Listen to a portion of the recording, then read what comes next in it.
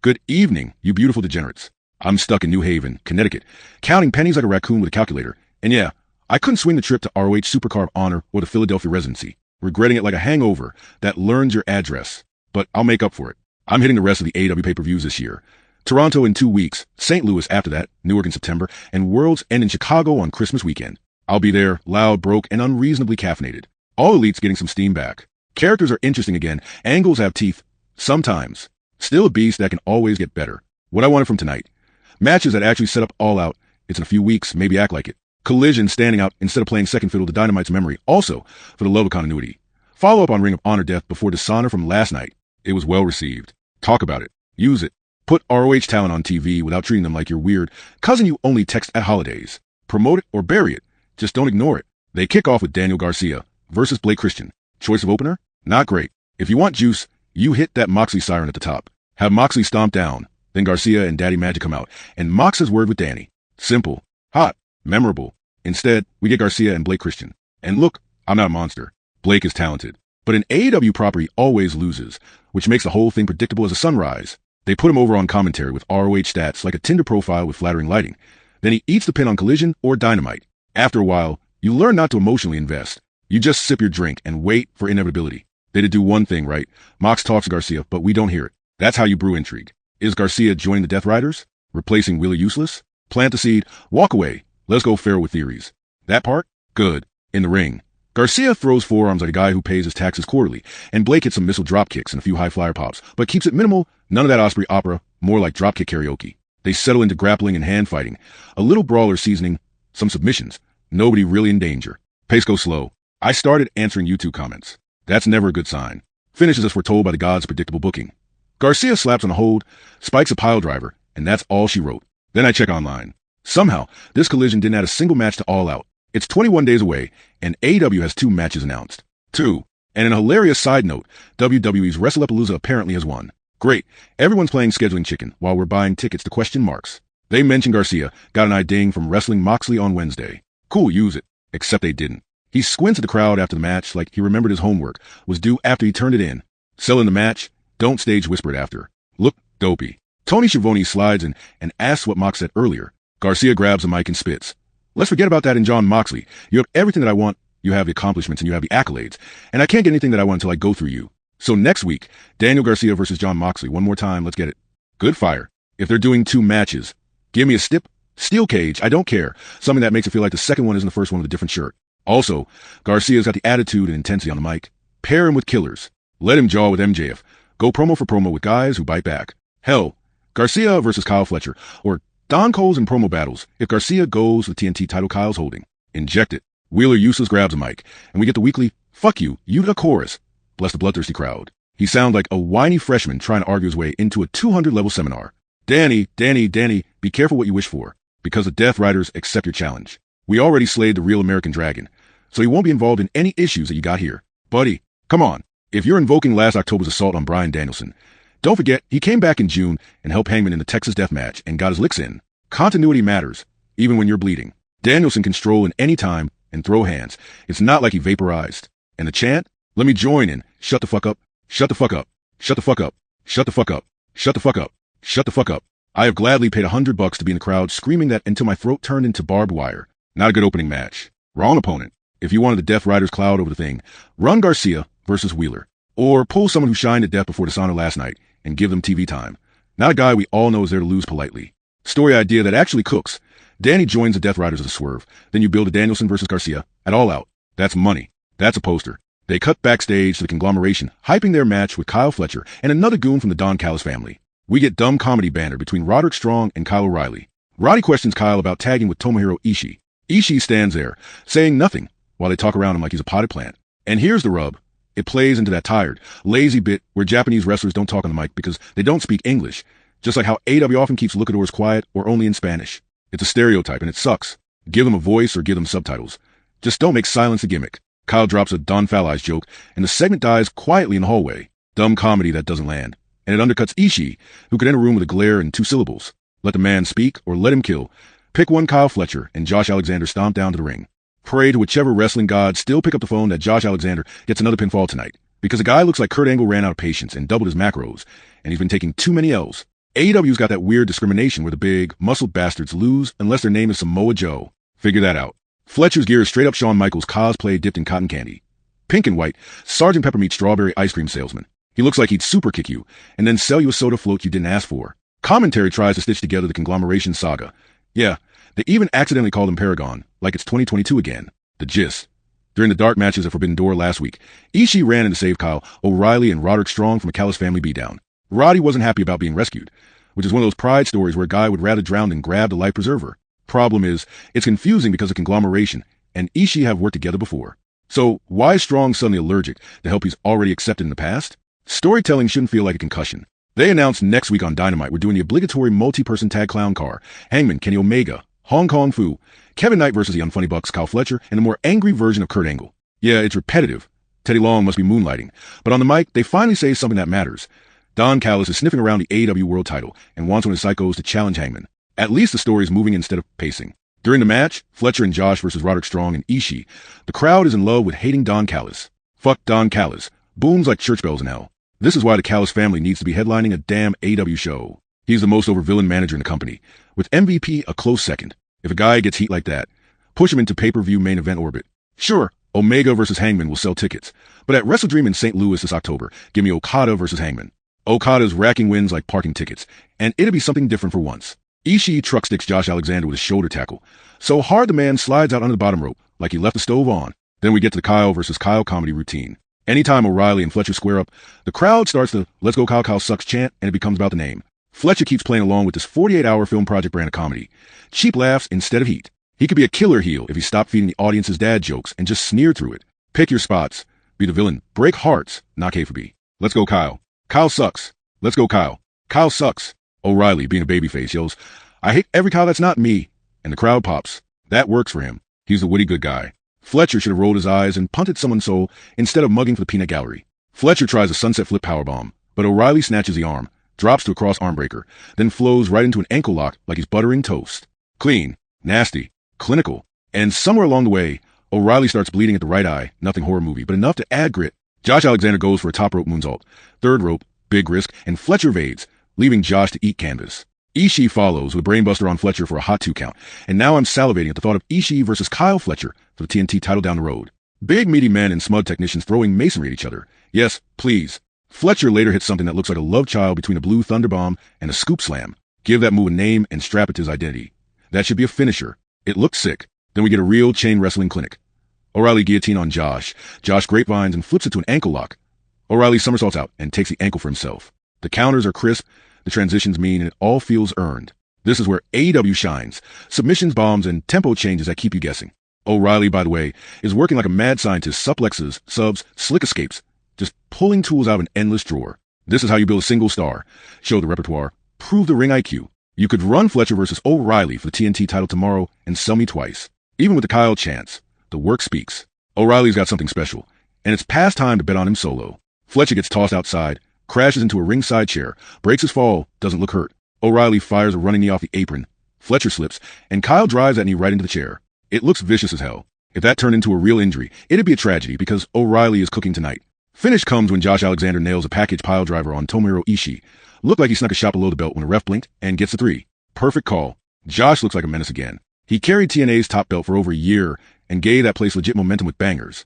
Book him strong, give him time, and let him talk. I could absolutely see him staring down Hangman for the world title one day. Meanwhile, O'Reilly walks out a made man from this. Submissions, counters, aerial risks, variety for days. That's how you avoid the WWE for moves and a pose rut. A wide arsenal makes matches less predictable and more realistic. 2 seasoned fighters should know 50 or 60 ways to twist a limb and end a night. We're not Pokemon out here with 4 slots and a PP counter. Backstage, Jamie Hayter and the Toxic Spider are brawling. Jamie looks hot in Daisy Dukes and those reverse cowgirl boots, and they're hurling paper like somebody fed a pillow into a box fan. It's chaos and a little silly looking. But then the Spider slips loose, launches off a platform, and crossbodies onto Jamie and the security goons. That's how you book her, the ungovernable menace. She was fired from another company for attacking the damn president. Lean into it. Great vignette to heat up the 3 on 3 women's match later tonight. High energy, clear stakes, and it sold the vibe. The next match is Jay Lethal versus Hologram. And yeah, I wish Lethal leaned into Macho Man or Flair spoof again. He'd get massively over with that shtick in 2 segments flat. He won a dark match at Death Before Dishonor last night, but he isn't out here saying he's stacking wins to claw onto AEW TV. He's not even bringing up Death Before, which would be the easiest way to put ROH over, and build yourself some momentum. Let at least one damn wrestler ride. That wave at the PPV was so well received. Hologram strolls out looking like a glow-in-the-dark neon blue and neon green Power Ranger. Commentary notes he's the longest continuously undefeated guy in the company, and somehow they treat it like a footnote. If he's got a streak, sell it like it matters. And if he's undefeated, then why isn't he chasing a belt? Streaks are supposed to be ladders to gold or bait for a big scalp, not trivia. They also bring up that his last match a few months back was that 4 million peso match he won. Cool detail, but then show me the fallout. What did he do with the money? Don't tell me he vanished for 2 months and then expect his momentum to still be spinning like a top. You can't bottle lightning and shelve it. Momentum dies in storage. Bell rings. They trade shoulder tackles, roll-ups, and flips, classic rhythm. Both of them click right away, like they worked 100 loops together. Honestly, imagine a team called Lethal Hologram. Stupid name.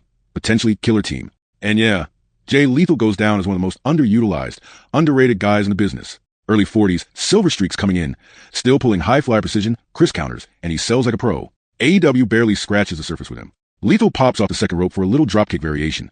Then when Hologram's against the barricade, Jay goes second rope again and dives. Hologram answers with his own second rope dive. Tit for tat, clean pacing. And tell me you wouldn't watch MJF versus Hologram. Or at least slot Hologram into a proper title chase. TNT against Kyle Fletcher or International against Okada. Build the story. Don't just tag him Lookador and let him drift. He's past the curtain jerker vibe. Give him narrative weight. Let's go Lethal. Hologram. Let's go Lethal. Hologram. Let's go Lethal. Hologram. Hologram goes up top, leaps, and Lethal snatches him out of the air with the lethal combination. Gorgeous timing. Then Jay heads up for the elbow drop. Hologram catches him out of the sky with a crucifix roll-up. Jay kicks out. We keep cooking. They go into submissions. And Jay cinches a figure 4, the whole arena WOing like Rick's on the payroll. Jay lines up the lethal injection, gets caught, and turned into a backstabber, and Hologram plants him with a portal bomb for the win. Hell of a match. I thought it might be running long, but that thought hit as the bell rang. Perfect sign the pacing worked. It wasn't one of those Osprey epics that add 5 minutes just to admire the view. This one showcased both guys, and it screams that they need stories and direction to hit the next tier. These two are underrated as hell. They both get a standing ovation, which is good, but it's messy optics and Hologram actually won. Lethal should be basking too for carrying half that clinic. I hope both get more matches and real arcs. Do Lethal versus Fletcher or Okada, or run the one last shot at glory angle with Jay eyeing retirement and clawing for a title. It bums me out he's not in TNA right now, because if he were, he might already be showing out on WWE TV by proxy and getting a bigger audience for what he can do. After Hologram wins, the arena dips into Super NES Black and Red virtual reality vibes. Matrix code and algorithmic mumbo-jumbo flood the screen, and we get reveal another wrestler coming in who looks like Hologram's twin, except in black and neon red. Doppelganger season. I'm in. Backstage, there's a video package where Ricochet explains why he picked a fight with the Hurt Syndicate and helped cost him the tag belts. They wouldn't let him in months ago. He calls himself a master of holding a grudge. Thank you, motivation, context, connective tissue. AEW needs us like oxygen. Book the Hurt Syndicate versus Gates of Agony, and Ricochet at All Out, please. They've never touched. Fresh matchup, easy buy-in. In the package, Gates of Agony say they're sick of henchman duty and want real respect. Ricochet talks about being respected too. That's been their collective story. Fans doubted him. Figured Ricochet would be comic relief or a punchline. Instead, he's had a villain renaissance built on demanding respect. MVP even claps back saying Ricochet and the Syndicate wrote a check with their mouths their asses can't cash. That's pro wrestling poetry. Feels alive. Alex Windsor hits the ring for a promo with Tony Schiavone. Not a fan of her screaming Windsor, like a goddamn Pokemon shouting its own name, but the segment's got claws. Schiavone says Mercedes Moan told her if Windsor wanted another shot, she'll put Windsor in a hospital bed next to her husband. Crowd reacts, because that's a cold-blooded line. Alex fires back that Mercedes is pissed, because Windsor made her tap. She warns there's a price to pay when you mess with Alex Windsor, and says she wants real consequences for insulting her husband, who's laid up and might not have a future career. This is where Windsor earns her keep. She flips Mercedes' own mantra and lampoons it while defending Will Ospreay, her husband. It's sharp, personal, and it sells a fight. I'll say it, I'm starting to feel weirdly sentimental. The show is actually good. They're making things matter, building to matches, not just stacking bouts like cordwood. This is what Collision needs to be, and they're knocking out of the park.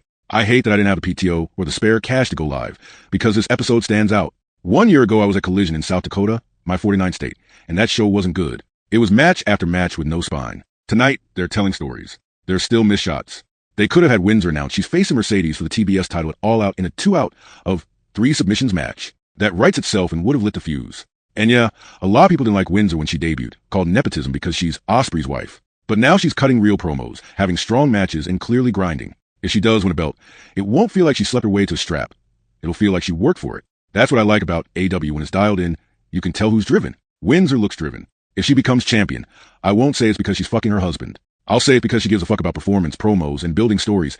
Exactly what this company needs more of. We're at the 1 hour mark with another hour to go, and I'm committing to reviewing Collision a lot more if this is a new standard. Tonight feels like they're working their asses off to make the show matter. There's an underpass promo between Mark Briscoe and Don Callis. Weird choice doing it under an overpass in Philly, just doing the damn ring. Still, Mark's voice is a weapon. He sounds like Kid Rock John Cena, and Slim Shady got tossed in a blender with a country twang. If he delivered that line in the rain, thunder cracking, he'd be majorly over in a heartbeat. The meat of it, Briscoe wants a shot at Kyle Fletcher's TNT title. Don says they're busy, chasing the heavyweight championship. So dodging Briscoe isn't cowardice, it's strategy. But he offers a door, Briscoe versus a Callis family member. If Mark wins, he gets Fletcher for TNT belt. That's the good stuff. 2 potential matches on the board without kneecapping the family. It's not a Kofi gauntlet where Mark will mow through 5 guys and make the whole clan look like clowns. 1 hurdle, 1 title shot, clean booking. The 9 o'clock main event is FTR versus JD Drake and Adam Priest. You can smell the outcome from space. FTR is winning. And who the hell are these two to the AEW TV audience? Weren't they mostly ROH? Feels out of nowhere unless it's a squash. JD Drake, to his credit, is a 300-pounder hitting a top rope backflip and looking impressive doing it. But they botched the moment by returning from commercial right as he lands it. No setup, no build, just a jump cut and a missed pop. TV 101. Don't step on your own fireworks. Dax taps out Adam Priest with a submission. I couldn't care much because they're not doing anything with Drake and Priest. They don't even announce a team name. I think it's heavy machinery, or whatever. Imagine if these guys have been on TV for a few weeks racking reps, then losing to FTR would mean something. If you wanted the crowd frothing and more heel heat on FTR, book the Outrunners or the Von Erichs instead. FTR cut a promo about wanting to be 11-time tag champs, but Adam Copeland keeps screwing up the plan. Then they tell Copeland and Christian Cage not to show up in Toronto, or they won't just end their careers. They'll end their lives. Wrestling hyperbole goes BRR.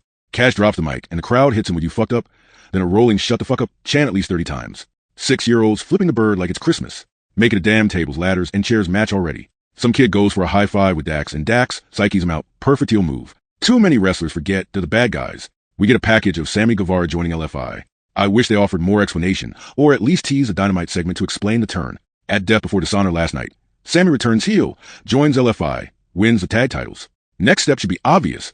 Go after the AEW tag belts and try to go double champ. LFA versus Rolido? Sign me up, let the belts clank. I got zero issue with AEW stars holding both ROH and AEW Gold as long as they grind and represent both shows. Then Harley Cameron pops up with a goofy puppet ad for I Drink beverage. Sure, it prints money, but absolutely kneecaps the serious heat from Sammy LFI. You just cooked a steak and followed it with a clown nose. Backstage, the Don Callis family fires off a promo. I love that Josh Alexander actually gets my time, talking about ending Kenny Omega. Kyle Fletcher hypes the upcoming 8-man tag and swears he'll beat Mark Briscoe when they face off. Don ties it with a bow. They're hunting the AEW World Championship of the family. This is what clarity looks like. One segment that lists goals, connects threads, and makes the night feel cohesive. No scattershot vibes, just straight line storytelling. And yeah, I appreciate that AEW is letting people talk, sometimes even rehearse or coach, so the non-talkers keep quiet and the talkers actually sell the matches. More bravado, more promos, more reason to care. Use your mic killers. Tonight they did, and it shows. The penultimate match is Juice Robinson versus Big Bill. I watched it 3 or 4 times and couldn't get into it. Don't ask me how a 7-foot brawler versus a chaotic gremlin ends up feeling like a lukewarm bath. But here we are. Not enough high flyer spice. Not enough heavyweight power either. It's just Juice trying to chop down the giant. You can't teach that. And it never hits the gear where they start suplexing each other, flexing freak strength, or even brawling like they mean it. And Juice screams so much it tips into comedy. There's a time for shenanigans. And there's a time to treat a grudge match like a grudge match. Sometimes a comedy is the anchor around your own neck. Tonight, it dragged. With all that said, I just didn't get into this match. Main event time. The women's trios, Team Toni Storm versus Billy Starks, Julia Hart, and Sky Blue. Toni hits a backbreaker on Billy. Then she and Mina double team. Mina with a tornado tackle. Commentary actually explains why the babyfaces are dogpiling Billy. She interfered when Athena retained against Mina. Thank you, continuity. Julia Hart snaps off a head scissors on Queen. Queen fires back with a spinning full Nelson slam. Mina launches a ring post diving crossbody. Julia answers with a ring post moonsault, but misses Queen. Queen counters with Sister Abigail. Toni Storm wrecking ball time. Back-to-back shotgun drop kicks on Big Booty Sky Blue, then a German suplex and a hip toss for garnish. Toni follows with pop-up powerbomb, but the ref is late on the count. Botch City kills what could have been the finish. Sky claps back with a swinging neckbreaker on Queen. Julia randomly has a nosebleed, 3rd or 4th accidental bleed of the night. Endgame. Mina hits the glamorous finisher on Billy Starks, which tracks perfectly after last night. The match ruled, tons of action, no wasted motion. It actually felt like a main event. Post-match, the Triangle of Madness jumps to babyfaces, and the women's champion Toni Storm. Love it for 2 reasons. 1, people are whispering about a women's blood and guts it all out, and this is how you stoke that fire. 2, Toni's burned through a lot of challengers. She needs a faction trying to maul her. Let's see how the champ swims with piranhas. Overall, positives bury the negatives. The main event felt right. Toni Storm in the anchor spot makes it feel like a show that knows who its stars are, but the opener with Daniel Garcia versus Blake Christian should have been built around Mox from the jump. Start with heavy hitters if you want people locked in. I appreciate the hell out of the continuity, the storytelling, the forward build of future shows, more people on the mic, real progression. The sad part is the number of potential stars on this roster who could pop if the bookings stay consistent and actually aim for mountaintop. Jay Lethal had a killer match, but I have zero faith AEW pulls the trigger on him. JD Drake is a 300-pound man doing a top rope backflip. That's star-making TV if you let it be. Kyle O'Reilly needs more spots, period. They still whiff by not announcing any matches for All Out, and it's 21 days away. Break the last-minute habit. Fans should be hyped now, not scrambling the week of. Grade? 8 dash. It's trending the right way, and the show matters because it's building a lot of stories to future events, even if they could have flat out announced some for the next PPV. Keep making Collision matter. Keep experimenting with different wrestlers in the main event mix. Just pair them with or against established names so nobody gets lost. They mentioned a little about depth before, but they could have done more. I flirted with B+, but A feels right. Clear improvements, not a soulless match parade, and I never felt lost about who's who. Great watch, breezy runtime.